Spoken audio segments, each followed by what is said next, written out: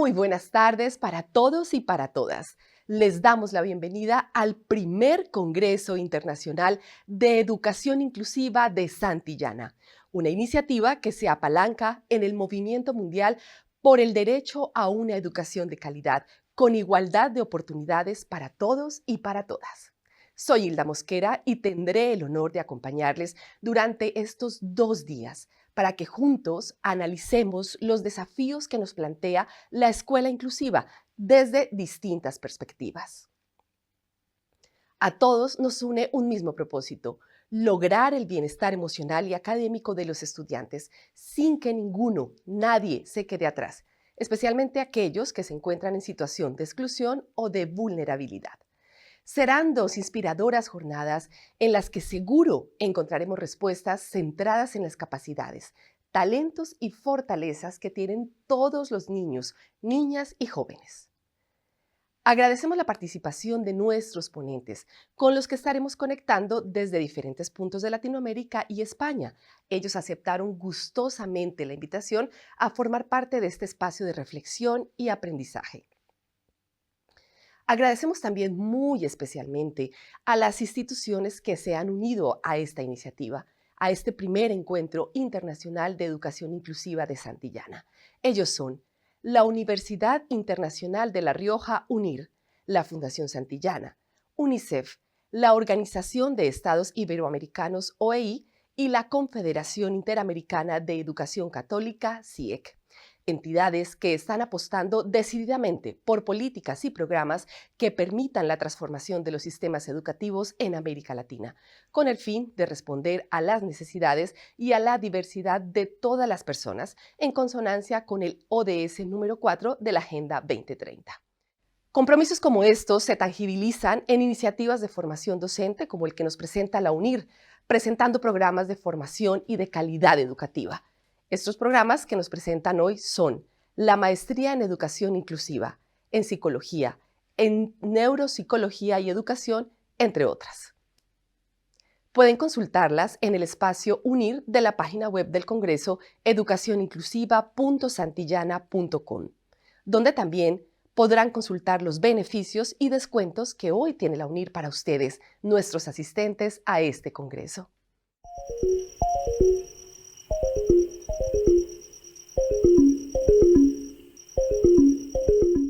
Y por supuesto, nuestro agradecimiento a ustedes por estar hoy aquí compartiendo estas reflexiones que nos permiten disminuir y superar todo tipo de exclusión.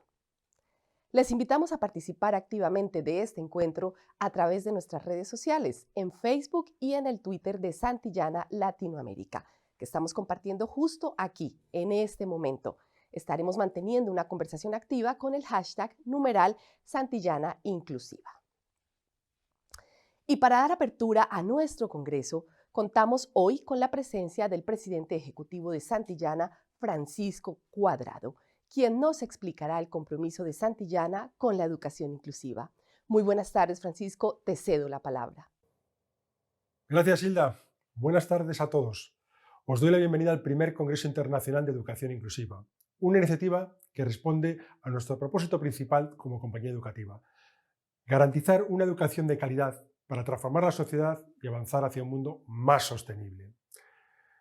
A través de nuestros proyectos educativos en Latinoamérica, donde la inclusión y la equidad son ejes fundamentales, Santillana contribuye día a día al llamamiento universal del ODS 4, dentro del marco de la Agenda 2030.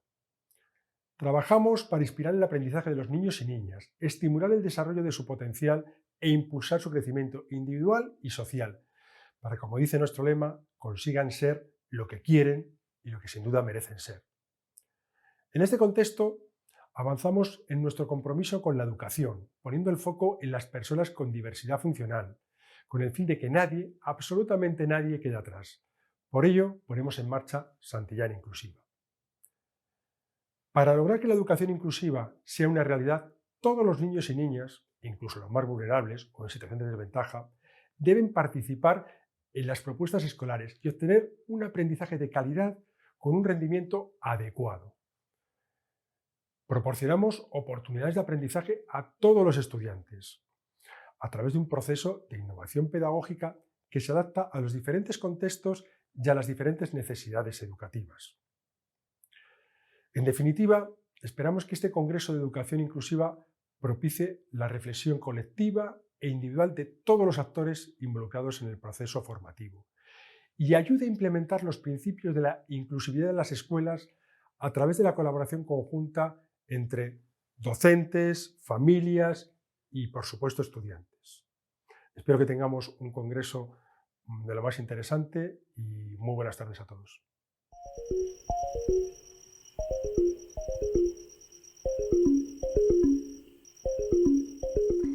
Y sin más preámbulo, doy paso a nuestro primer invitado de la tarde, José Ramón Gamo.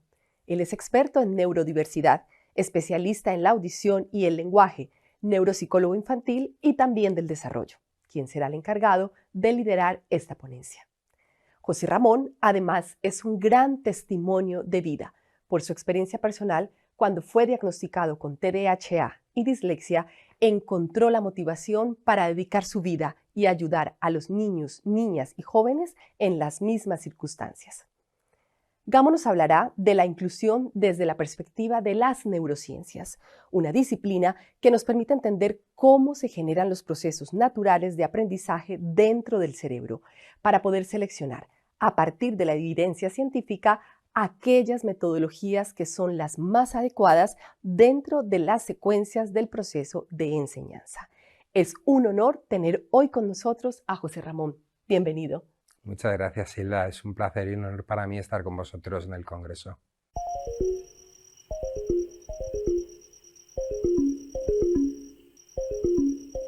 No se puede entender la neurodiversidad fuera de la norma. ¿Qué quiere decir esto? Que no existe ningún cerebro que sea exactamente igual a otro y desde luego lo que no es posible y lo que no podemos pensar es que la manera que tenemos de entender, interpretar la información, procesarla, llegar a conclusiones o sentir emociones, pues sean réplicas del que tenemos al lado. Por lo tanto, la neurodiversidad es norma, no es una cosa atípica. ¿Qué quiero decir con esto? Pues que cuando hablamos de neurodiversidad muchas veces ponemos el foco en aquellas singularidades neurológicas que por alguna razón generan dificultades a la hora de establecer procesos donde otras neurodiversidades no tienen dificultades, pero ambas dos son diversidades funcionales del cerebro. Así que cuando nos enfocamos en los niños que tienen diferentes problemas y que les ponemos esta etiqueta de lo neurodiverso, en realidad lo que estamos diciendo es que tenemos personas con algunas peculiaridades, singularidades, que van a tener dificultades a la hora de generar procesos que les permitan adaptarse de forma más normativa a una demanda. Me explico. Cuando pensamos en la población con déficit de atención con hiperactividad, que es uno de los ámbitos donde yo más tiempo dedico, ¿no? Y es un grupo de población al que llevo dedicando más de 25 años, y hablamos de sus dificultades de aprendizaje, a mí siempre me sorprende. ¿Por qué me sorprende? Porque una dificultad por déficit de atención con o sin hiperactividad no es una dificultad específica del aprendizaje, es una singularidad. ¿Y dónde aparece la dificultad? Pues la dificultad es una dificultad adaptativa. ¿Y a qué? Pues es una dificultad adaptativa a los modelos o los procesos metodológicos a los que les estamos exponiendo en los procesos de enseñanza-aprendizaje. ¿Esto qué quiere decir? Pues quiere decir que cuando yo tengo un niño que tiene una afectación en el sistema de control voluntario y consciente de la atención y lo que pretendo es que esté en series de sesiones de 45 minutos escuchando a un profesor que durante 55% del tiempo de un aula está dedicándolo a la oralidad, y lo que yo pretendo es que ese niño dirija su atención voluntaria y conscientemente a lo que yo cuento durante más de 15-20 minutos, y esto en secuencias de 45 más 45 más 45, pues lo que estoy generando es una dificultad de aprendizaje por adaptación al método que se está utilizando. Si yo a este mismo niño lo que hago es seccionar la información en unidades cortas con audiovisuales, poniéndole vídeos sobre el ciclo del agua, en lugar de estar 20 minutos hablándole del ciclo del agua, y lo que le pido es que visualice el vídeo durante 3 minutos y después de visualizar el vídeo haga una pequeña reflexión y me escriba qué es lo que ha entendido, y luego le pido que lo discuta con su compañero y que se cuenten el uno al otro qué es lo que cada uno de ellos ha entendido y que luego nos lo expliquen a la clase. Este mismo niño, que tiene la misma singularidad, no va a tener ninguna dificultad para acceder a la información, no va a tener ninguna dificultad para trabajar y procesar y razonar con esa información, y por lo tanto mi manera de afrontar el proceso está haciendo que no tengan dificultad de aprendizaje por adaptación metodológica.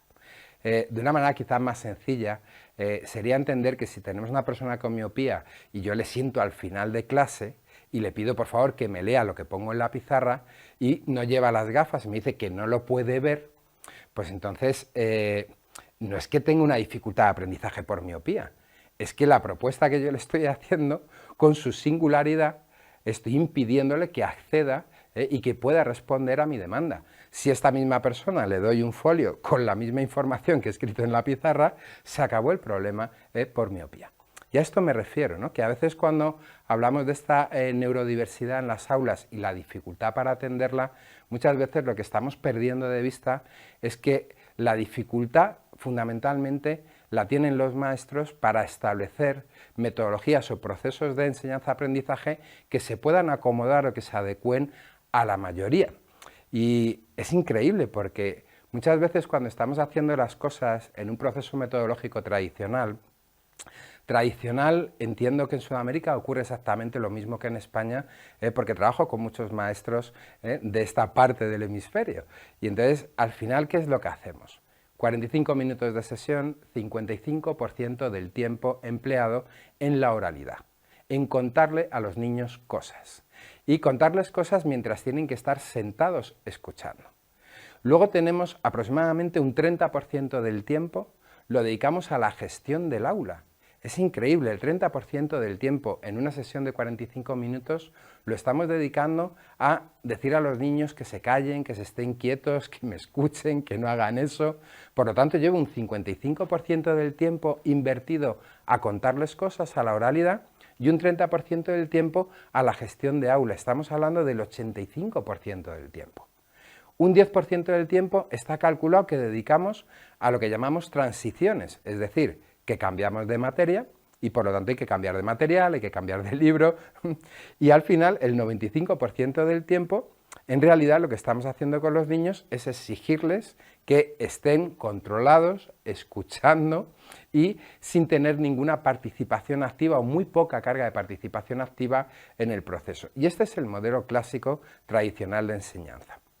Y después les evaluamos con un proceso evaluativo muy tradicional, que es un examen escrito durante 1 hora.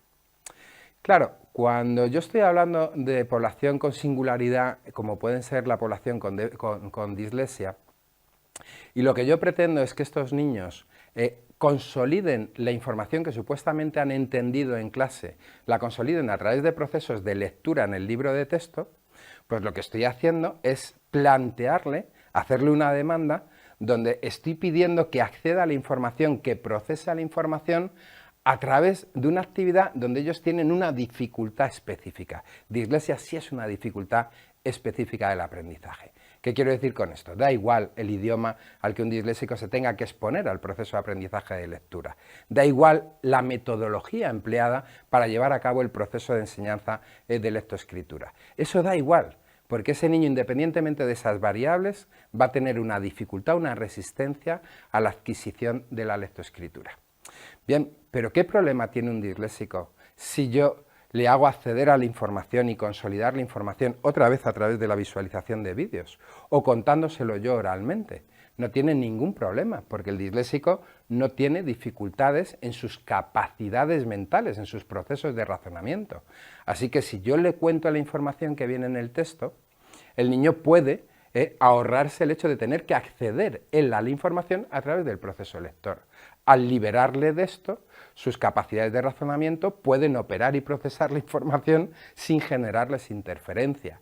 Así que estoy generando a niños con una dificultad específica lectoescritora una dificultad adaptativa a los procesos de aprendizaje donde sorprendentemente los disléxicos tienen muchas dificultades de aprendizaje que no tendrían por qué tener al solo tener una afectación específica lectora y tener preservadas otras capacidades mentales que les permiten desarrollar las competencias, los conocimientos y las habilidades como a cualquier otro niño. Así que esta es la idea principal, ¿no? Entender que el fenómeno de neurodiversidad lo que nos está diciendo es que todos funcionamos y procesamos de una manera diferente. Me gustaría que para poder enmarcar esto, hablaros un poco de lo que es el concepto de inteligencia, para que entendamos que cada uno construimos este constructo de una manera muy diferente. Y luego veréis la intencionalidad de explicar lo que es la inteligencia en los seres humanos. Fijaos, entendemos por inteligencia algo que va a tener tres áreas puramente relacionadas con este órgano que es el cerebro, y son áreas neurofuncionales. ¿Qué quiere decir? La inteligencia está basada, arranca en los disparos de nuestras emociones. Y esto es una cosa que ya nos dice hoy la ciencia. No podemos contemplar la inteligencia de las personas quitando de la ecuación el factor emocional. Es imposible, porque las emociones activan el proceso. Las emociones dan lugar a que el cerebro se ponga a pensar, las emociones dan lugar no solamente a esto, sino que cuando yo ya estoy procesando y pensando y elaborando pensamiento, están constantemente generando ciertos niveles de condicionamiento, interferencia, aquí en España diríamos dando por saco.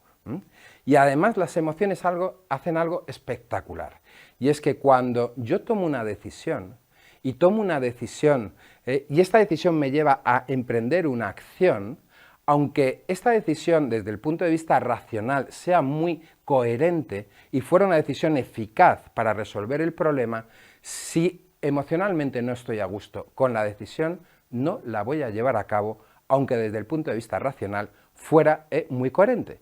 Tan sencillo como si estamos perdidos en el océano y estamos en una barca donde hay 3 personas, pero solo tenemos agua y comida para sobrevivir una única persona durante una semana, pues a lo mejor hay que tomar una decisión, porque no sabemos cuándo nos van a venir a rescatar.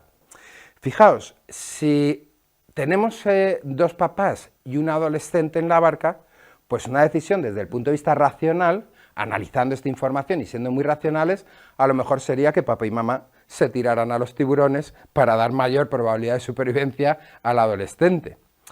Sin embargo, si emocionalmente esta decisión no me la puedo validar, no la vamos a llevar a cabo, aunque sea muy racional y muy coherente. Fijaos las emociones, disparan las acciones, las emociones condicionan el propio proceso de pensamiento y las emociones validan las decisiones finales que tomamos y nos permiten llevarlas a cabo o no. Bueno, en esta parte del constructo de la inteligencia, lo que yo os diría es que pensemos muy bien cuando estamos llevando a cabo procesos de enseñanza-aprendizaje en niños que tienen dificultades para adaptarse a los procesos metodológicos, ¿esto qué va a provocar? Emociones. Y estas emociones, cuando a mí me estás obligando a tener una carga con una intensidad en el proceso lector, siendo un niño con dificultad específica para la lectura y no estoy reeducado todavía, es decir, mi cerebro no está en condiciones de asumir esa propuesta, el cerebro va a tener que actuar sí o sí. Y es un órgano muy adaptativo, es decir, va a buscar recursos para intentar resolver esa demanda. La cuestión es el estrés que esos recursos alternativos van a provocarle. Pero no solamente ese estrés, sino cuál va a ser la paleta emocional que ese niño va a tener asociada a esa actividad. ¿Os imagináis tener dermatitis atópica y tenerme que bañar todos los días y cada vez que me baño tengo un picor insoportable? ¿Os imagináis lo que implica cuando yo a ese niño le digo que tiene que meterse en la bañera? Y su cerebro anticipa cuál va a ser la situación desagradable y recuerda la emoción que sintió ayer con el picor insoportable. Bueno, pues lo criminal de esta situación es que la memoria emocional no tiene olvido. Y al no tener olvido no requiere del recuerdo. Por lo tanto, cuando yo provoco con una decisión de estas características, donde desatiendo a la singularidad de esta criatura, lo que estoy provocando es que recuerden unas emociones cada vez que les pongo a hacer la misma tarea. Con lo cual no solamente tiene su peculiaridad neurológica que le dificulta esa propuesta, sino que ahora además le hemos enseñado lo desagradable que es y por lo tanto lo que vamos a conseguir es que active conductas en respuesta a esas emociones. Porque el comportamiento del ser humano es memoria y actuamos en función a lo que recordamos. Y esto lo que va a provocar es que este perfil de pequeños lo que tengan es mucha resistencia no solamente a leer, sino a ponerse a leer, porque van a anticipar el malestar. Así que esta parte de la inteligencia de los maestros que se supone que está preservada, en función a entender cómo funcionan las emociones, yo lo que pediría por favor es, por encima de que un niño lea con mayor o menor eficacia, está que tenga una sensación de satisfacción cuando tiene que superar una dificultad y que no tenga un recuerdo emocional desagradable, estresante, que le recuerde a la ansiedad cuando tiene que hacer esa exposición, porque si no, lo lógico y lo normal es que huya de ello y además que sea muy difícil que tenga voluntad y perseverancia para intentar superar el problema, porque va a huir del malestar por encima del beneficio supuesto que tiene mejorar mi lectura. Otra parte de la inteligencia son nuestras capacidades mentales. Las capacidades mentales son procesos de razonamiento.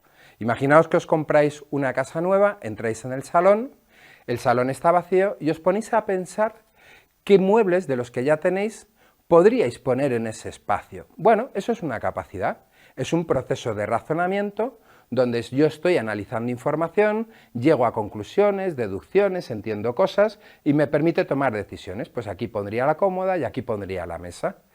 Cuando les hacemos a los niños pruebas de capacidad intelectual, les preguntamos, por ejemplo, en qué son igual o en qué se parecen una pera y una manzana, en qué son igual o en qué se parecen un gato y un ratón. Si un niño me responde que pera y manzana son iguales en que tienen rabo, semilla, color, la forma, esto me está indicando que no tiene la capacidad de elaborar un proceso de razonamiento que le permite establecer la relación lógica entre los conceptos. Si el niño me dice que son frutas o que son alimentos, me está indicando que tiene esa capacidad. Bien, este es el segundo constructo de la inteligencia que es neurofuncional, las capacidades mentales, la capacidad para elaborar procesos de razonamiento que nos permiten entender, comprender, llegar a deducciones, imaginar, conceptualizar las cosas. Bien, la mayoría de los niños que tienen esta neurodiversidad malentendida, es decir, estos niños con singularidad neurológica que les provoca algunas dificultades en procesos, no tienen afectados las capacidades mentales. Es decir, son capaces de llevar a cabo procesos de razonamiento que les permiten entender, comprender, deducir, elaborar hipótesis, imaginar cosas, conceptualizar el mundo. Y sin embargo, el cómo llevamos a cabo los procesos hacen que no puedan aprovechar sus capacidades. Fijaos qué cosa más sencilla. Vosotros imaginaros que un niño con déficit de atención y su peculiaridad de déficit de atención hace que sea impulsivo cognitivamente, es decir, que muchas veces con las primeras cosas que le vienen a la cabeza, las primeras ideas, los primeros pensamientos, las primeras emociones, inicia las acciones, no se para a pensar, a reflexionar, a analizar las consecuencias, pero vamos a ver esto en un proceso muy básico de aprendizaje. Imaginaos que el niño lee un texto que utilizamos para la medida de comprensión lectora en secundaria. Utilizamos un texto donde los niños leen "Los papúes del norte de Australia van desnudos". Y nuestro niño ha entendido perfectamente esta información, no tiene ningún problema en sus capacidades para procesar esta información y entenderla. Pero yo le pongo un examen 2 días después o un día después de que ha estudiado esto y le pongo un examen escrito. Y la pregunta que le hago en el examen es ¿cuál es el clima del norte de Australia? Perfecto. El niño lee cuál es el clima del norte y no ha terminado de leer, pero en el proceso de lectura ya pasa por la información clima y norte y lo que va a ocurrir es que su cerebro recuerda que los climas del norte son fríos, porque eso es lo que tenemos en la memoria y le pasaría al 90% de las personas que hacen esta lectura y leen cuál es el clima del norte. La diferencia, ¿dónde está? La diferencia está en que el resto de cerebros son capaces de en 600 milisegundos activar una región que les permite tomar conciencia que ayer leyeron que iban desnudos. Y al tomar rápidamente conciencia y recordar rápidamente que leyeron que van desnudos, este primer pensamiento que opera sin control, sin que podamos tomar conciencia de él, quedaría paralizado, inhibido, porque el cerebro diría, espera, ¿cómo va a hacer frío si van desnudos? Y gracias a eso podría reflexionar y diría, joder, pues si van desnudos tendrá que hacer calor, no podrá hacer frío. Perfecto, el niño con déficit de atención es capaz de realizar este proceso, elaborar este proceso racional, sin ningún problema. La cuestión está en cuando les ponemos a la lectura de un enunciado en un examen, donde están sujetos a cierto nivel de estrés, lo cual no favorece nada el rendimiento de su sistema de control, y leen, como cualquier otro niño, los climas cuál es el clima del norte de Australia, y no han terminado de leer, clima y norte, frío. Su cerebro no activa rápidamente el recuerdo de que iban desnudos, con lo cual contesta frío. ¿Y esto qué implica? Pues que queda penalizado su resultado, su producción, cuando no es un problema de capacidad o que el niño no sea capaz de entender que si van desnudos hace frío. Si a este mismo niño yo le hago este mismo examen oralmente y cuando comete este error por precipitación le freno y le digo que revise bien la información y que si está seguro, lo que ocurre cuando hacemos esto con niños con déficit de atención, es decir, que desde fuera les llamamos la atención sobre la posibilidad de un error, entonces su cerebro activa el sistema de revisión. Y dice, es verdad, si van desnudos. Pero si yo no hago esto, no monitorizo externamente este sistema de revisión, el niño está penalizado en sus resultados. Y esto, bueno, desde el punto de vista de resultados podría significar que le ha salido mal. Pero desde el punto de vista neurológico tiene una repercusión que es lo que tenemos que entender como huella invisible. ¿Qué significa esto? Las capacidades mentales, los procesos de razonamiento, no son estáticos, son dinámicos. Yo digo de broma siempre a mis pacientes que si te jubilas y te da por ver Sálvame, Sálvame es un programa horroroso que hay en la televisión española de cotilleos, si te jubilas y te da por ver Sálvame y beber cerveza, lo más normal es que acabes en la demencia senil en poquísimos años. ¿Por qué? Porque dejas de operar, de activar estas redes neurales donde se hace este trabajo, estos procesamientos, estos razonamientos, y al dejar de utilizarlas y de activarlas, se oxidan, literalmente se oxidan, caen en desuso. Por lo tanto, pierdo capacidad. Y pierdo capacidad por falta de uso. Claro, cuando yo estoy exponiendo a los niños a este tipo de tareas, mientras que el compañero ha leído como él, le ha venido a la cabeza lo primero que los climas del norte son fríos, pero enseguida ha podido activar su sistema de revisión y decir, oye, si van desnudos, no puede ser que haga frío. Este compañero lo que ha hecho es que su cerebro se ha visto obligado a activar una red neurológica donde se realiza este proceso, esta capacidad. Se llama capacidad deductiva o capacidad inferencial. Por lo tanto, esta red se ha visto activada, se ha visto estimulada, se ha visto reforzada y ha mejorado por el uso. Mientras que el otro niño que no tiene ningún problema de base en su capacidad, no ha activado esta red porque su cerebro ha entendido que no era necesaria activarla, porque la respuesta estaba en la memoria. Y es lo que tiene el cerebro, que es súper ecológico. Si puede hacer algo con menos recurso energético, con menos esfuerzo, lo va a hacer. Bien, aquí tenemos el segundo sustrato de las capacidades mentales como elementos de la inteligencia, donde la mayoría de niños de dificultades de aprendizaje no tienen afectadas sus capacidades mentales. Lo que hacemos es que les ponemos escenarios donde ellos no pueden expresar con eficacia estas capacidades. Así de sencillo, estamos plantando olivos en la zona de España que llamamos Asturias. En Asturias, señores, llueve casi todos los días y hay una pluviosidad espectacular. Si plantas un olivo allí, va a salir raquítico. Otra de las áreas o funciones que entendemos que participan activamente de esto que entendemos por inteligencia es lo que llamamos función ejecutiva. Esto nos diferencia a los neandertales. La función ejecutiva es un constructo de neuronas que hacen una función y lo básico que hay que entender es que estas funciones nos permiten tomar conciencia. Y gracias a que nos permiten tomar conciencia de lo que yo estoy deseando, lo que estoy sintiendo, lo que estoy pensando, lo que voy a hacer y la repercusión que tiene lo que voy a hacer, esto me permite tomar control. ¿Tomar control sobre qué? Sobre lo que hace mi cerebro. Los niños con déficit de atención con hiperactividad, por ejemplo, tienen una afectación, una singularidad neurológica que su cerebro tarda mucho en activar esta región. Por lo tanto, a veces llegan tarde a poder tomar conciencia y han actuado antes. Lo tenéis en un grupo de población escolar de 25 niños en un aula, lo vais a tener en diferentes niños por diferentes razones a lo largo de todos los días de la escolarización de estos niños. Así que fijaos si es importante tomar conciencia de lo que es un niño hiperactivo, porque lo que tú aprendas de él y las herramientas y habilidades que tú puedas desarrollar para ayudarle, te va a servir para ayudar a otros muchos niños que ese día han venido porque han dormido mal o porque tienen mucho estrés en la situación de casa o por diversas razones. Así que a veces lo neurodiverso es la oportunidad para atender a lo que entendéis por norma. Otra de las cuestiones que nos define y que define la inteligencia, que para mí es fundamental, es que hay que educar a la inteligencia en valores.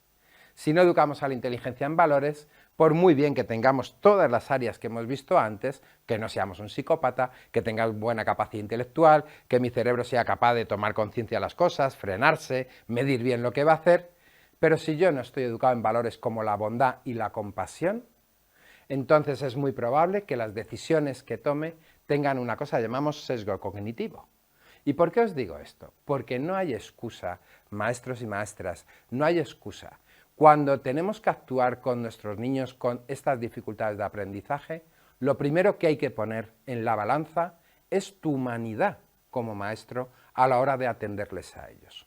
Y si faltas al principio de bondad y compasión y te escudas en tu falta de recursos o en que tienes 25 niños y entonces no puedes dedicarte con exclusividad a estos que no hace falta, y estas excusas, estas narrativas te permiten abandonar en tu práctica profesional a este perfil de chavales, entonces la revisión que te tienes que hacer no es desde el punto profesional, desde el punto de vista profesional, es una revisión desde el punto de vista humano. Precisamente estos neurodiversos son los que más requieren de tu atención, pero no de tu atención desde el punto de vista metodológico o de enseñanza de conocimientos, no, estos neurodiversos son los que más necesitan de tu atención humana, de tu atención afectiva. Y esto que os puede parecer una locura, está demostrado. Tenemos a un tipo como John Hattie que nos explica que la herramienta más poderosa para extraer el mejor resultado, para extraer y obtener el mejor perfil de un niño en sus procesos de aprendizaje, su mejor versión, es la mirada del maestro. La mirada del maestro implica que yo te miro y te digo, con tu esfuerzo, con tu trabajo, con tu compromiso, con mi conocimiento, con mi cariño y con mi acompañamiento, y como decía Benedetti, junto de la mano somos mucho más que dos. Y esto tiene un poder en el proceso de aprendizaje que lo tenemos demostrado y que se puede cuantificar. Cuando un maestro se compromete personalmente, de forma afectiva, con alumnos con dificultad de aprendizaje, los alumnos de dificultad de aprendizaje dan su mejor versión y por lo tanto tienen una actitud proactiva para superar las dificultades. Cuando un maestro tiene una mirada tóxica ante estos niños o, aún lo que es peor, cuando estos niños están en el ángulo muerto de la mirada del maestro, es muy difícil que estos niños den su mejor versión. Y su dificultad no solamente va a seguir ahí, sino que su dificultad va a ser una rémora aún mayor de lo que realmente es por su neurodiversidad. Con esto, ¿qué es lo que yo os diría? Que lo que define más la inteligencia de las personas no es nuestras capacidades ni nuestra función ejecutiva, sino los valores morales que tenemos y algo que es espectacular, que es la valentía del hacer. Y este es el punto final de la inteligencia de los seres humanos. Porque si tú no eres un psicópata y tus emociones empatizan con los demás, y tu razonamiento te permite tomar decisiones inteligentes, y tu función ejecutiva hace que no vayas como un pollo sin cabeza, y que evalúes bien lo que vas a hacer, y tu cultura y tienes una buena educación en valores, hace que no seas un perverso con los demás, pero si no tienes la valentía del hacer, tu inteligencia estará muerta. Porque la inteligencia es para el hacer. Es decir, que si yo tomo conciencia que lo que está haciendo el sistema con este niño es perverso y yo como maestro lo entiendo, y me da mucha pena porque es el sistema, pero tú no tienes la valentía del hacer, que sepas que el sistema eres tú. Y por lo tanto, en la valentía del hacer está el cambio de la actitud del sistema frente a los niños con neurodiversidad. Ha sido un placer explicaros todo esto. Yo esperaría que no os obsesionéis con el hecho de tener conocimientos para poder aplicar de forma eficaz metodología. Ese es un trabajo que posiblemente tengan que hacer muchas veces los profesionales. Lo que sí os diría es que pensáis que fueran vuestros hijos, vuestros nietos, vuestros sobrinos. Y si eso fuera así, os faltaría tiempo para indagar, buscar, interesaros y motivaros y dar ejemplo a los niños con vuestra actitud de la valentía del hacer para intentar hacer algo. Ha sido un placer. Un gusto y espero que disfrutéis del congreso.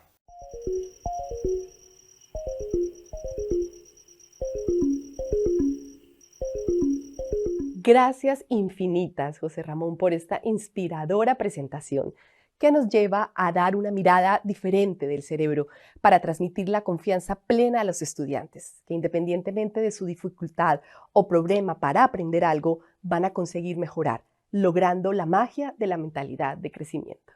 Gracias a vosotros, ha sido un placer estar con todos vosotros y vosotras hoy. Un gusto.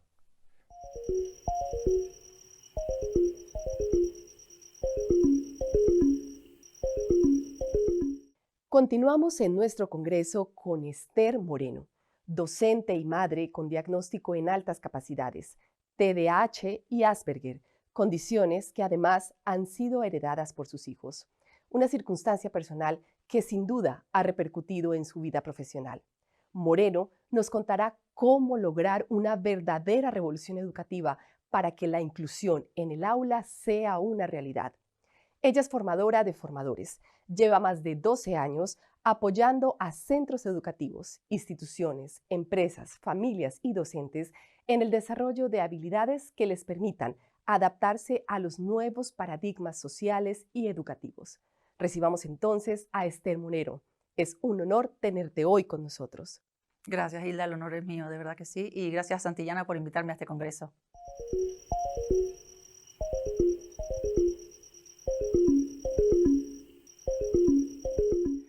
Hola, como bien ha dicho Hilda, soy docente, soy psicopedagoga y perito judicial en pedagogía y psicopedagogía clínica y también tengo 3 niños así.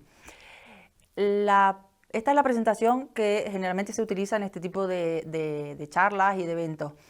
Aunque a mí la parte que me gusta más o que creo que es la más importante, que es la mía personal, y es, como también añadió Hilda, es que soy TDAH, Asperger, altas capacidades y el máster, que lo tengo en mis hijos, que también tienen este tipo de trastornos y además trastornos del aprendizaje.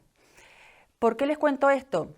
Miren, es muy sencillo. Para mí lo fundamental es que se sepa cómo sienten, piensan y cómo son capaces de aprender nuestros alumnos, porque sin esto no podemos hacer absolutamente nada.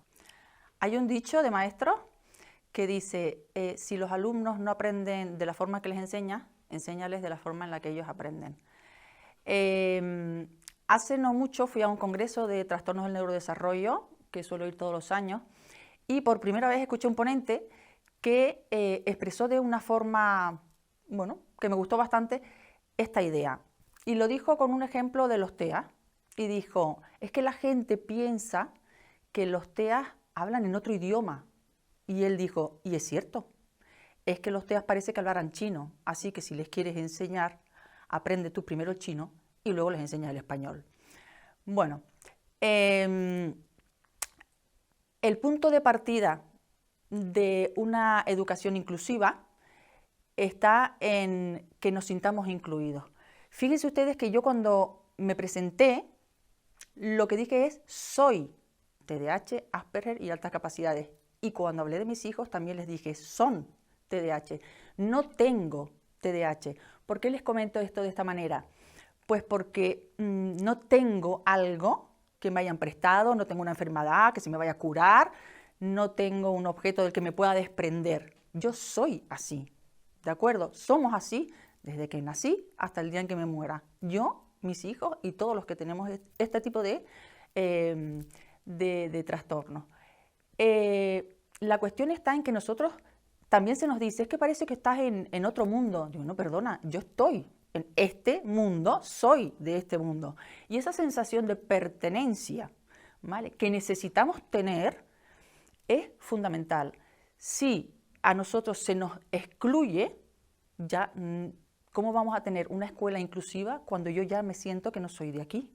Entonces necesito ser de aquí en todos los contextos, ya sea en el familiar, ya sea en el escolar, ya sea en el laboral, en el que sea, en cualquier contexto. Pero necesitamos ser y pertenecer. Vale, una vez que dejo esto aclarado, porque no puedo ponerme ahora a explicar cada tipo de diagnóstico, no es el objeto de esta ponencia, pero sí es importante saber que el maestro debe conocer qué tipo de alumno tiene cuando empieza las clases. O sea, cuando yo hablo de qué tipo de alumnado diverso tiene, estoy hablando de diagnóstico. Y hay mucha gente que a los diagnósticos les llama etiqueta. Yo estoy en contra de que se diga que tenemos una etiqueta. Las etiquetas están en el supermercado. En el diagnóstico es el que nos va a dar qué es lo que puedes hacer, ¿de acuerdo? Es el que nos va a decir qué niño tenemos, cómo puedo yo manejarme con él, qué necesidades tiene. Pero no es importante solamente para el docente saber el diagnóstico, es que el niño también lo tiene que saber, ¿de acuerdo? ¿Por qué? Es muy sencillo. Uno no va al médico y el médico te dice, mira, tienes algo, pero no te preocupes, no te digo qué es, para que no tengas una etiqueta y te vas para casa. No puede ser, ¿de acuerdo? Nosotros necesitamos saber lo que tenemos, porque así nosotros también podemos generar herramientas de la misma forma que el docente también las necesita. Entonces también forma parte de la inclusión. Bueno, no es obligación del docente, y es cierto, el diagnóstico. El diagnóstico lo tiene que hacer el equipo de orientación, un psiquiatra, un psicólogo, quien tenga que diagnosticar. Es verdad que los psicopedagogos pues diagnosticamos unas cosas, los psiquiatras diagnostican otras, unas cosas necesitan diagnósticos clínicos, otras cosas no.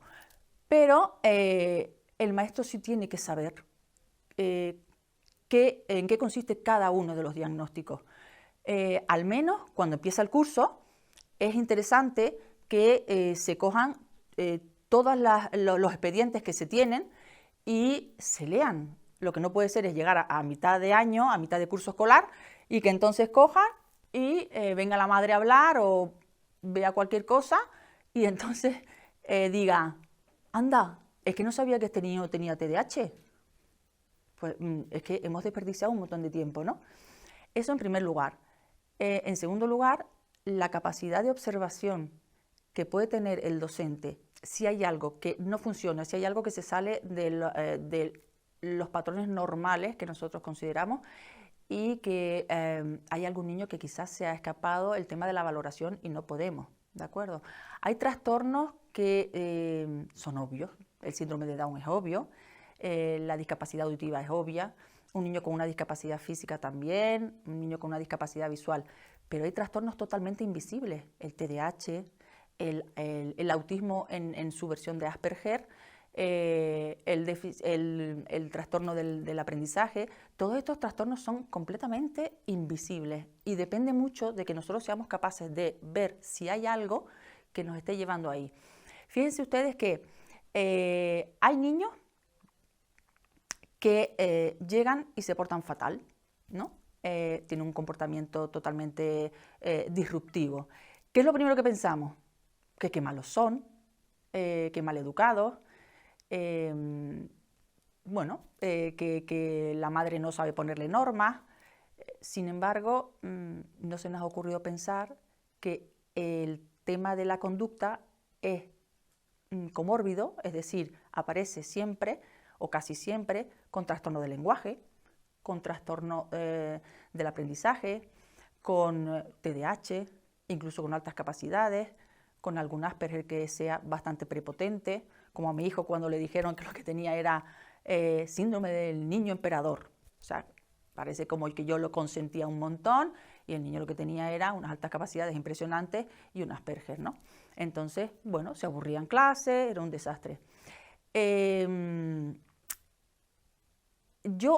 Cuando a mí me dijeron que yo tenía TDAH y que yo era TDAH y altas capacidades, Fíjense que a mí se me quitó de encima como el peso más grande del mundo.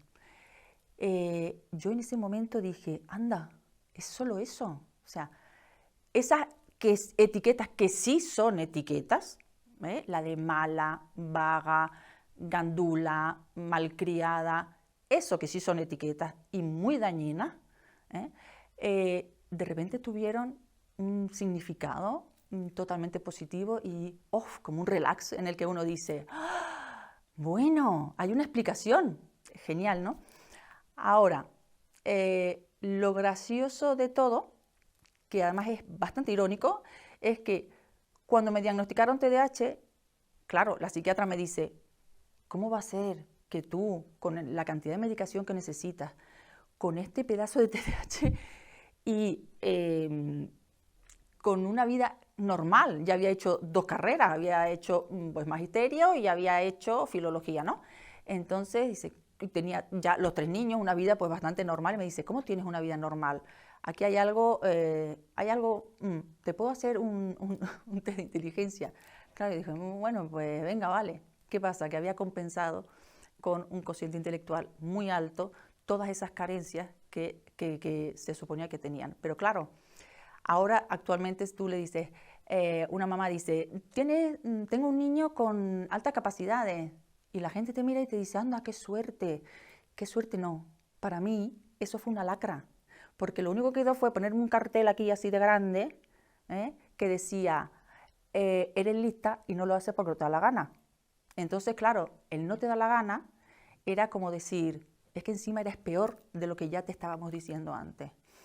Fíjense cómo esa percepción, ¿no?, de las diversidades, esa percepción de las diferencias, es totalmente subjetiva. Depende del punto de vista en que cada uno lo quiera ver, ¿de acuerdo? Entonces, claro, yo que estoy en el lado del docente, que estoy en el lado de madre, que estoy en el lado de la persona que lo padece, que lo es, pues entiendo que se pueda percibir de varias maneras. Hay que tener en cuenta que necesitamos sí o sí que se nos entienda y que no se nos vea como bichos raros.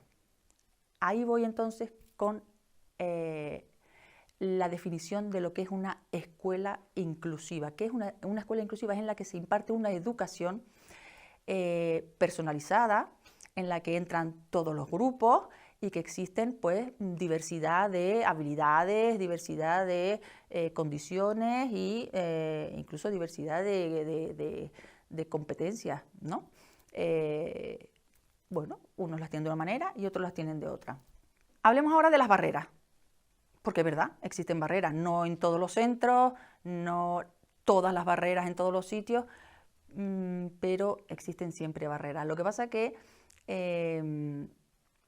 cuando hablamos de barreras, se tiene un concepto físico de la situación, pero no es así. Existe una gran barrera, es la creencia errónea de que los niños, los alumnos con discapacidad no pueden ser incluidos, no pueden pertenecer a una escuela ordinaria. El tema está en que, fíjense que no es algo que sea solo de una parte. Hablamos de que los propios padres de los niños con discapacidad tienden a veces a subestimar a sus propios hijos, a veces incluso yo creo que a victimizarlos de alguna manera o a sobreprotegerlos. Eso es una barrera, pero también a veces lo hace el docente, porque el niño molesta, pues porque no se puede multiplicar, son 20 y tantos niños en el aula y no puede con todo eso. Bueno, y es cierto, porque es la realidad como docente, aunque la peor parte se la llevan las familias de los niños neurotípicos. ¿Por qué? Porque se oye mucho y con muchísima frecuencia que los padres protestan y preguntan, ¿por qué mi hijo tiene que estar ayudando a otro niño Lo que tiene que estar en la escuela es aprendiendo, no tiene que estar haciendo la labor de docente. Uy, ya tenemos un problema para la educación inclusiva, porque los padres no nos están dejando ser inclusivos. Otra barrera, y esta sí es física, es la que todo el mundo tiene en mente, que son pues, los ascensores, las rampas, pero esas son barreras para niños con discapacidad de movilidad. Existen otras barreras. Aquellos que tienen una discapacidad auditiva no necesitan rampas. Lo que necesitan son sus aparatitos, que el profesor sepa que tiene que mirar a la cara, quizá que el mismo docente u otra persona sepa el lenguaje de signos, pues también. O el sistema Braille para los niños con dificultades, con discapacidad visual. Estas cosas no se hacen. Entonces, ya hemos hablado de este tipo de barreras. Otra, un profesorado que no esté preparado, ¿de acuerdo? Puede ser que no esté preparado porque no quiera estarlo, porque es verdad que hemos llegado a un momento en el que hay ciertos trastornos que no sé por qué llegan a hablarse de ellos por una cuestión de fe. O sea, es que no, TDAH no hay, porque el niño lo que pasa es que es un malcriado y no se está quieto pues porque no le da la gana. Miren, perdonen, no. Está estipulado, tiene su codificación europea, americana, los trastornos existen. Bueno, esos son los que no quieren estar preparados, que en la ignorancia a veces se vive muy bien. Luego están los que sí lo están y aquellos que se rompen el alma, que hay muchísimos docentes así, yo creo que hasta la mayoría, y no tienen los recursos. No tienen los recursos, no tienen las herramientas. ¿Cómo va a ser un docente para 20 y tantos niños en los que por estadística siempre te va a tocar al menos un TDAH, siempre te va a tocar un niño con Asperger, en 3, 4 aulas a lo mejor te puede tocar un síndrome de Down? Es que siempre te va a tocar a alguien. Entonces, no podemos permitirnos el lujo de no creer o de no prepararnos o de no ponernos al día o de no formarnos. Es el pan nuestro de cada día. Nuestra profesión exige eso. Y si somos docentes porque queremos ser docentes y porque nos gusta la docencia, tenemos que hacerlo así. Vale.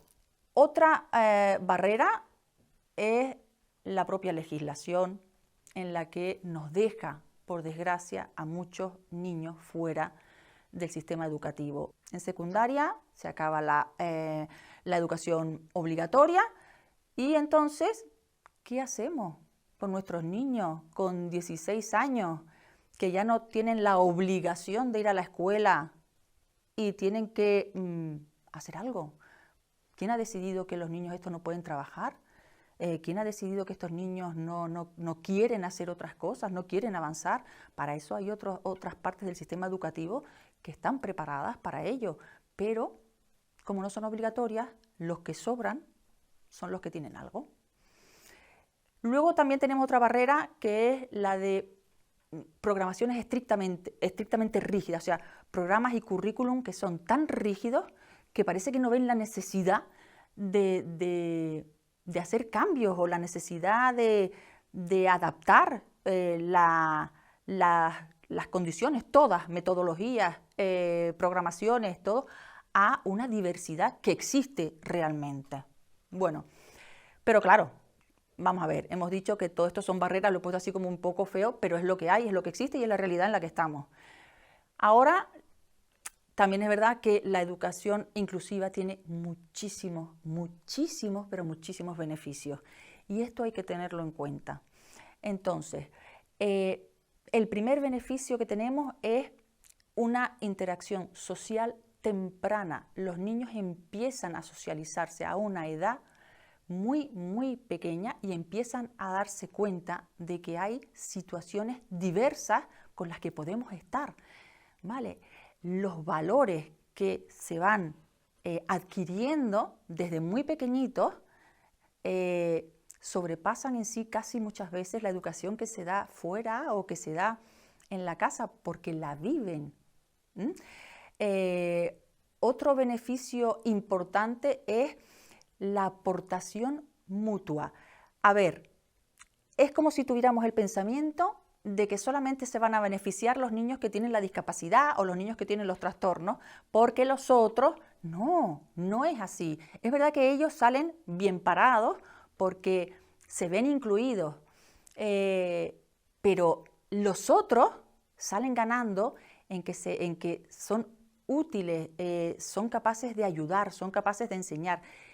Y si les digo que yo he aprendido más en esta vida por mi situación, por mis hijos y por mi docencia, que todos los años y todos los estudios que tengo, de verdad que debería ser obligado que los niños aprendieran desde chiquititos a ayudarse mutuamente. Yo no estaría hoy aquí si no llega a ser por todo lo que yo he aprendido en mi vida privada, con mis hijos, en mi vida profesional con mis alumnos. A mí estos aprendizajes no me los ha dado todas las carreras que tengo. Por eso al principio les dije que la parte más importante no está en el currículum, está en mi vida personal, en lo que soy y en todo en general, ¿no? En toda mi carrera de familiar, más que nada. Además, otro beneficio, la autoestima, porque ya no tenemos esas etiquetas que nos hace sentir mal, esas etiquetas con las que se supone que sí vivimos, ¿no? La de malos, gandules, no, esas etiquetas acaban mermando completamente la autoestima y quitando hasta el último halo de motivación que uno puede tener, llevando a un niño a una depresión. Y por desgracia, actualmente estamos en un momento en el que después del COVID hemos visto que se ha aumentado en un 200% la cantidad de adolescentes que tienen trastorno de la alimentación. Y estos trastornos de la alimentación no vienen porque quiero estar guapo, porque vienen por otras cosas, ¿no? Vienen porque no me hacen sentir bien, porque tengo la autoestima baja, porque no estoy seguro de mí mismo, y todo eso se puede adquirir en una educación inclusiva. Además, se previene el bullying. ¿Por qué? En el bullying, obviamente, es como el que está por arriba machaca al que está por abajo, pero si todos pertenecemos a lo mismo, no hay bullying, no hay la capacidad de criticar algo a lo que yo pertenezco, ni tampoco algo por lo que yo ya lucho y algo que yo he normalizado. Sin embargo, ahora, actualmente, en este momento, también estadísticamente el bullying ha aumentado muchísimo. De hecho, en los hospitales los adolescentes están en un momento crítico. Cada vez hay más casos de bullying, de intentos de suicidio, de niños que no quieren ir a la escuela. Esto, que es un problema real que estamos viviendo muy duramente ahora, es algo que se puede evitar con una escuela inclusiva.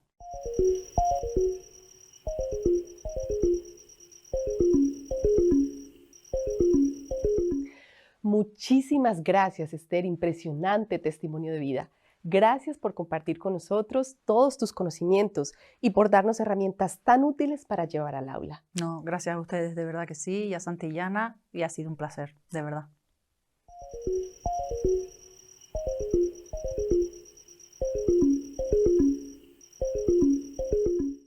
Sin duda, la educación inclusiva nos posibilita construir una sociedad más justa y equitativa en la que se reconozcan y participen todos los ciudadanos. Somos conscientes de las dudas e inquietudes que generan estos temas, tanto a las familias como a los docentes y a la comunidad educativa y en general. Es por ello que Santillana, fiel a su propósito más profundo, garantizar una educación de calidad y transformar la sociedad para avanzar a un mundo más sostenible, ha puesto en marcha Santillana Inclusiva, un nuevo proyecto educativo que ofrece respuestas didácticas para abordar las diferentes necesidades de aprendizaje. Conozcamos más a fondo de qué se trata esta iniciativa a través del siguiente video.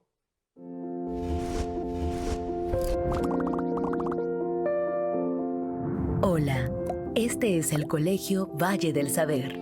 Aquí vemos a niños felices que han descubierto que la educación se puede adaptar a las necesidades de todos y que la diversidad es el camino de la excelencia. Ahora estamos viendo a la maestra Isabel. Ella ha sido capacitada para atender y entender las necesidades de todos sus alumnos, promover la interacción afectiva y cuenta con los recursos adecuados para cada uno de ellos. Ellos son Charlie y Emilia y están disfrutando aprender gracias a metodologías que eliminan barreras e integran contenidos adecuados y relevantes que les permiten avanzar. Ahora vemos a los Han y los Fernández, familias que han encontrado un sistema educativo que se adapta a las necesidades de los alumnos y no a la inversa. Ellos están preparando a sus hijos para ser independientes en un mundo con igualdad de oportunidades para todos. Esto es Santillana Inclusiva, un proyecto educativo que impulsa el bienestar emocional y la mejora de resultados en estudiantes con diversidad funcional. Santillana Inclusiva. Muchos caminos hacia un mismo destino. Educación equitativa de calidad. Y para conocer con más detalle acerca de este importante proyecto, tenemos hoy en estudio, a esta hora, al director global de contenidos de Santillana, Luis Guillermo Bernal. Bienvenido. Muchas gracias, Hilda. Es un gusto estar aquí con ustedes. Perfecto, Luis Guillermo. Cuéntanos entonces, empecemos desde el inicio. ¿Qué es Santillana Inclusiva y de dónde nace este proyecto? Santillana Inclusiva es un programa educativo que hemos desarrollado para atender a estudiantes con diversidad funcional. Porque la realidad es que los colegios y los directores de los colegios nos están planteando continuamente una necesidad específica de cómo atender a este tipo de población que tienen en sus aulas y que muchos ministerios de educación han exigido a los colegios que deben atender, pero que no tienen las herramientas necesarias para lograrlo. Entonces hemos desarrollado un programa que quiere atender a diversos grupos con situaciones específicas. Por un lado tenemos niños con síndrome de Down, con TDAH, con deficiencia auditiva o visual, con autismo, dislexia y altas capacidades. Y lo que buscamos es dar herramientas a toda la comunidad educativa. Por un lado, a los docentes que tienen en aula a estos niños y no saben muchas veces cómo ofrecer herramientas y metodologías que puedan ayudarles. Y para ello hemos dado orientaciones pedagógicas para que ellos puedan trabajar en aula, herramientas de páginas web en las que pueden investigar y profundizar sobre cada una de las situaciones que pueden enfrentar en su aula. Además, herramientas que les puedan ayudar a diagnosticar e identificar situaciones que ellos perciben que probablemente haya una situación. Seguramente ellos no serán capaces de diagnosticar, que para eso están los especialistas, pero herramientas que les ayuden a percibir la situación que enfrentan en aula y cómo poder enfrentarla. Y por otro lado, a los padres de familia les ofrecemos herramientas para que sus hijos puedan trabajar con ellos en los momentos en que se encuentran en casa o que puedan trabajar en aula los estudiantes para desarrollar toda su capacidad de aprendizaje. Y por último, pues una herramienta para directivos que puedan ir desarrollando dentro de sus centros educativos una cultura de inclusión que pueda favorecer toda una cultura de aprendizaje en todos los estudiantes de cada centro educativo. Esta parte que tú nos hablas de las familias es muy importante. Como lo hemos visto durante la jornada, ese trabajo mancomunado entre familias y escuelas es de vital importancia. ¿Qué podremos encontrar específicamente para las familias? Sí, este es un tema muy importante para nosotros porque las familias muchas veces se sienten un poco abandonadas por el sistema educativo y que el colegio pueda ofrecerle herramientas específicas a los padres de familia para que ellos acompañen a sus hijos y que se sientan parte de ese proceso y esa cultura de aprendizaje que debe ser un centro educativo, nos parece fundamental. Ellos encontrarán entonces herramientas, dependerá de cómo lo enfrente cada docente, porque hay herramientas que puede trabajar en aula y otras que seguramente tendrá que enviar a casa para que trabajen con su padre o con su madre. Y ahí nos parece importantísimo que el padre de familia se sienta involucrado en el proceso y que sienta que es parte de una cultura mucho más amplia que se desarrolla dentro del colegio, una cultura de inclusión mucho más amplia en la que no solo están los niños que tienen alguna dificultad funcional, sino todos los estudiantes del aula ganan con un proceso de aprendizaje de este tipo. Sin duda será una ganancia para todos, no solo para las familias que están viviendo estos procesos, sino también para las familias que tienen a los niños matriculados en las instituciones. Bueno, cuéntanos qué herramientas específicas van a poder encontrar. Bueno, tenemos de todo tipo de materiales. Para docentes tenemos enlaces web que les puedan servir, tenemos también orientaciones pedagógicas que puedan utilizar en su aula, también tenemos materiales en los que puedan ampliar metodologías útiles para este tipo de estudiantes y desde este tipo de herramientas puedan ampliar su trabajo en aula. Por otra parte, luego hay que tener herramientas didácticas para trabajar con estudiantes. Eso lo ofrecemos a los estudiantes para que los docentes tengan instrumentos específicos para entregar a sus estudiantes y que puedan ya sea asignarlos para trabajo en casa, asignarlos para trabajo en aula, pero que les permiten seguir trabajando con todo el grupo y trabajando específicamente con estos estudiantes que tienen esta diversidad funcional. Y por último, herramientas específicas para los directivos para que puedan generar una cultura de inclusión dentro de todo su centro educativo y favorecer toda una cultura de aprendizaje. Justamente hablando de los directivos, sabemos que hay todo un plan de acompañamiento para que los colegios no implementen esto solos, sino que van a estar acompañados. ¿Cómo será esto? Sí, esto es muy importante porque hablábamos antes del Index for Inclusion y este documento tiene, digamos, perspectivas muy importantes que nos sirven para implementarlo en el colegio, porque este documento genera, digamos, toda una manera nueva de ver el centro educativo desde una perspectiva mucho más amplia. Tiene 3 niveles de implementación dentro del colegio. Por un lado, el tema de cultura de inclusión, luego políticas de inclusión y prácticas de inclusión. Y para eso ofrecemos una serie de herramientas a los directivos en 3 áreas. 1, una herramienta diagnóstica que los directivos puedan implementar con sus docentes y equipos directivos para ver cómo se encuentra su centro educativo al día de hoy respecto a una cultura de inclusión que debemos desarrollar.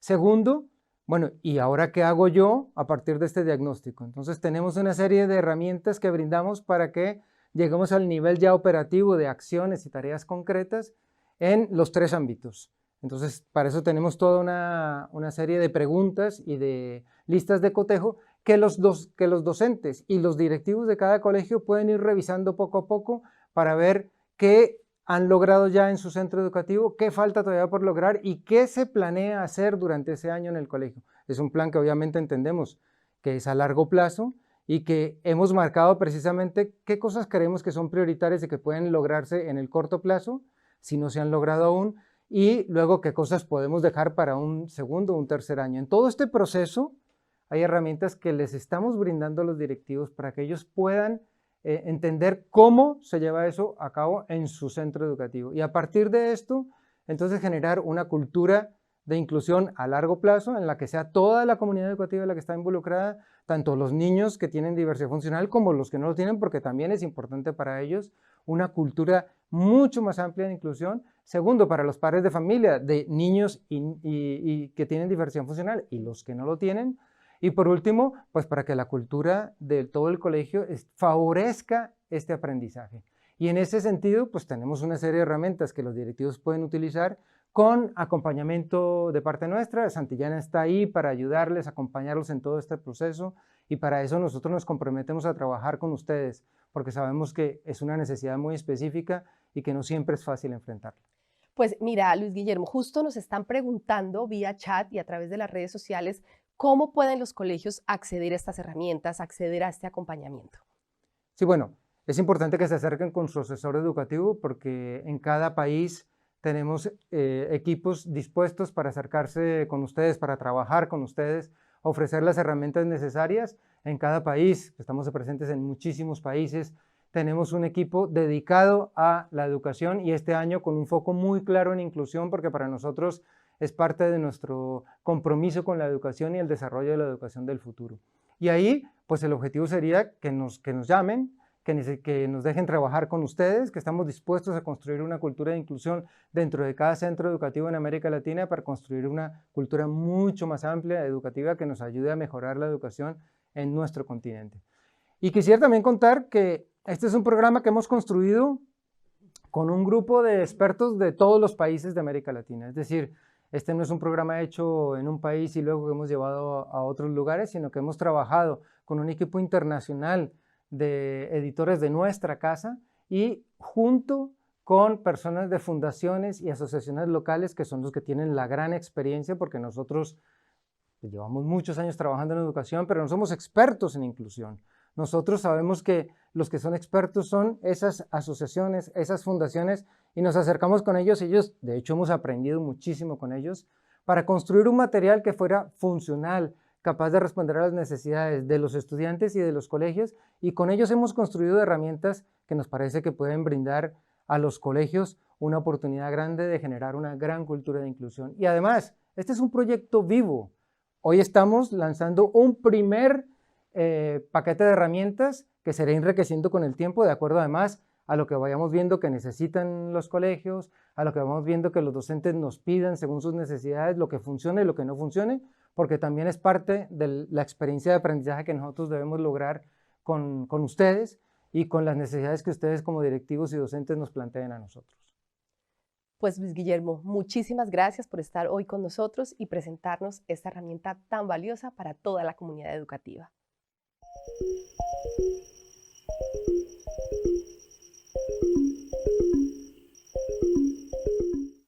Nos ilusiona saber que este proyecto llega en un momento tan pertinente y que será de gran ayuda para implementar en sus escuelas, como nos lo están comentando a través del chat y de las redes sociales. Les recordamos que para conocer cómo utilizar estos materiales, los invitamos a que se pongan en contacto con su asesor educativo de Santillana en cada uno de los países en donde se encuentran.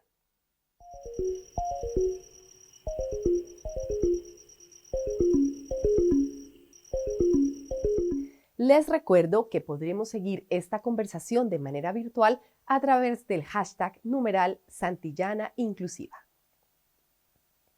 Y ahora sí, llegamos al final de esta primera jornada con la participación de Cintia Brizuela, especialista en educación y referente regional para la inclusión de la discapacidad y la diversidad cultural para Latinoamérica y el Caribe, a través de nuestra entidad colaboradora UNICEF. Contactamos con ella desde Panamá. Hola Cintia, bienvenida y muchas gracias por estar con nosotros. Muchas gracias, muy buenas tardes para todos, es un placer estar con ustedes esta tarde para conversar, para hablar, para reflexionar sobre lo que significa la educación inclusiva, sobre lo que significa la inclusión de la niñez con discapacidad, tanto para América Latina y el Caribe como individualmente en donde estemos en este momento. Las personas con discapacidad ya se encuentran entre las más marginadas y excluidas entre todas las personas que conforman este continente. Esto es particularmente cierto para los niños, las niñas y los adolescentes con discapacidad, especialmente en el contexto de la educación.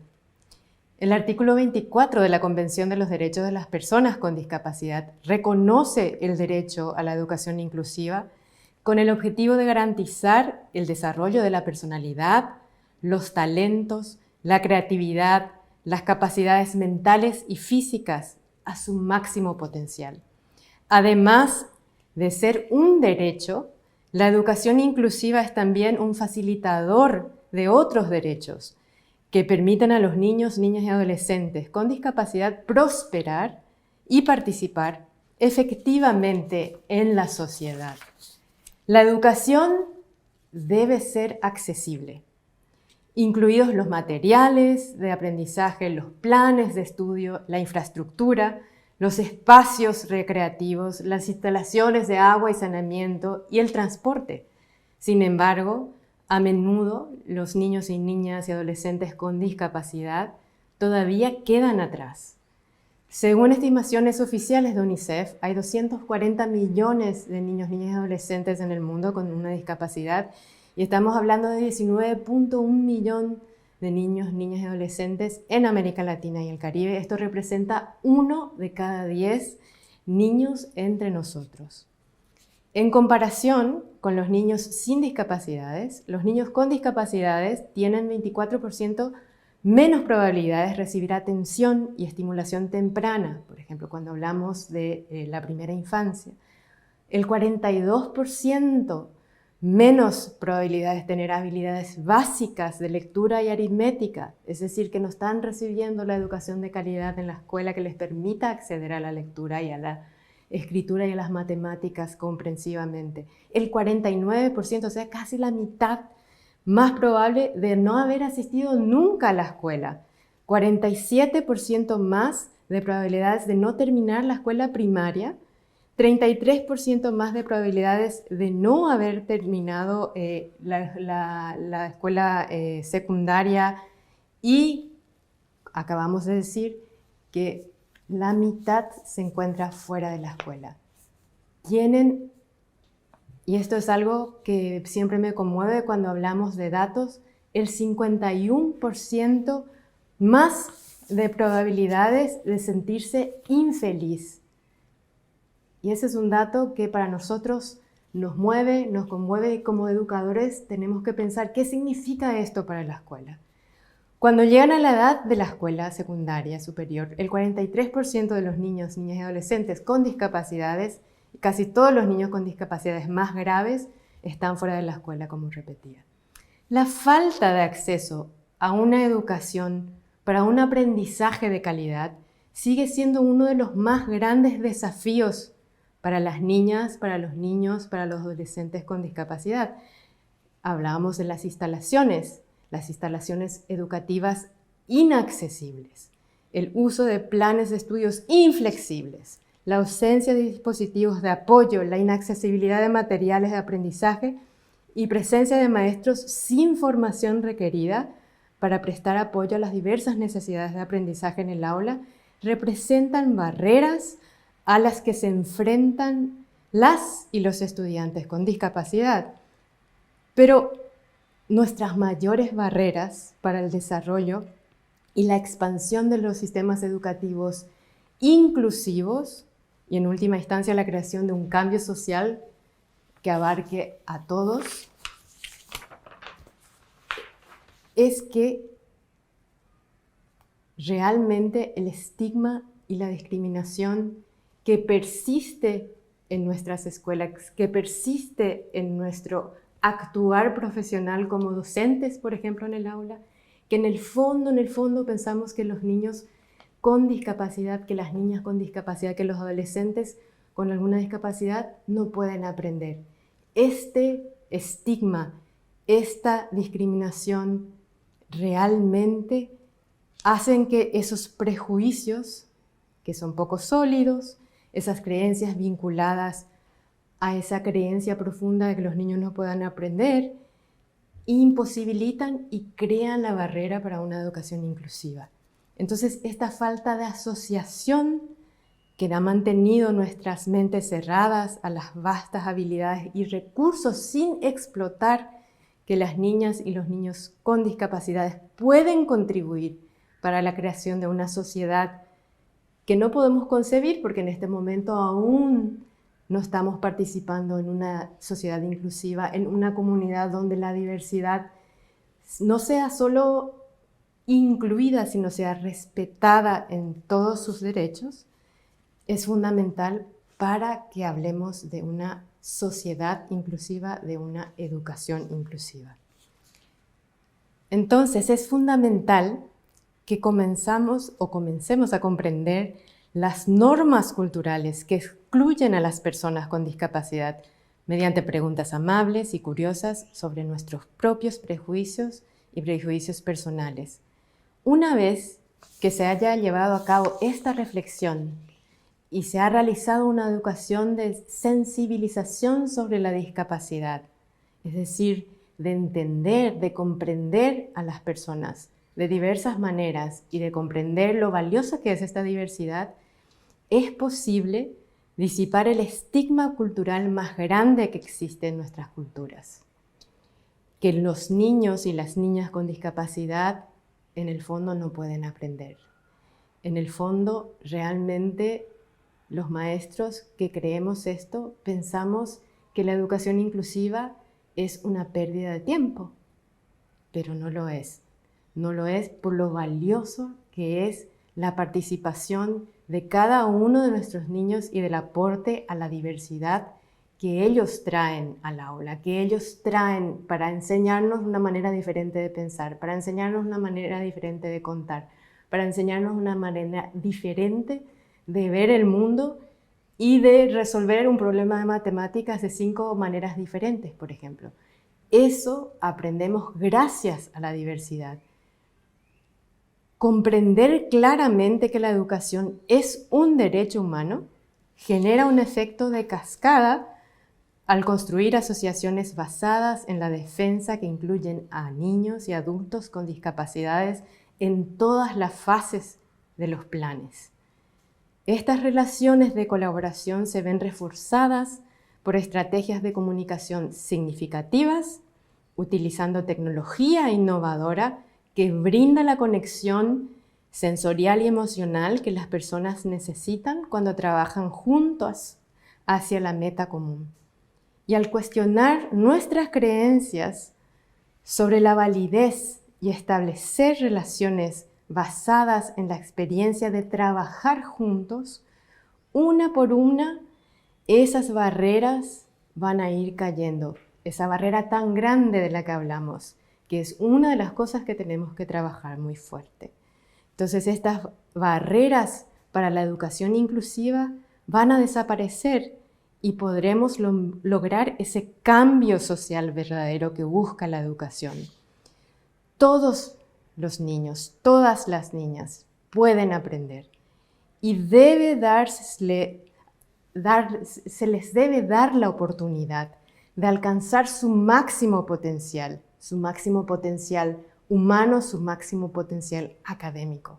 UNICEF trabaja junto a sus socios para hacer que los derechos de los niños que están reflejados en los Objetivos de Desarrollo Sostenible, específicamente en el Objetivo de Desarrollo Sostenible número 4, que habla de la educación inclusiva de calidad. UNICEF trabaja para que sea esto una realidad, para que todos los niños, creando materiales didácticos accesibles para estudiantes con y sin discapacidad, puedan alcanzar su máximo potencial, puedan leer juntos, niños con y sin discapacidad. Y ahora más que nunca es crucial trabajar juntos para garantizar la educación inclusiva, para que esta educación inclusiva se convierta en una realidad, para que, como dije anteriormente, niños con y sin discapacidad aprendan y jueguen juntos. Entonces, espero que juntos trabajemos por esa sociedad más inclusiva en donde aprender desde la diversidad sea una realidad de aquí en adelante. Muchas gracias, Cintia, por tus aportes y por trabajar en un proyecto tan bonito desde una institución de gran prestigio como UNICEF, colaboradora de nuestro Congreso además. Seguiremos muy de cerca todos los avances que ustedes estén llevando en materia de educación inclusiva. Muchas gracias por la invitación, muchas gracias a Santillana por invitar a UNICEF a participar de esta conversación y sigamos trabajando juntos.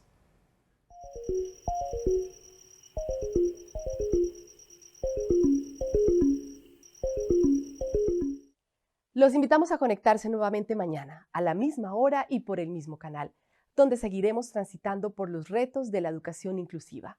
Feliz tarde para todos y para todas. Hasta mañana.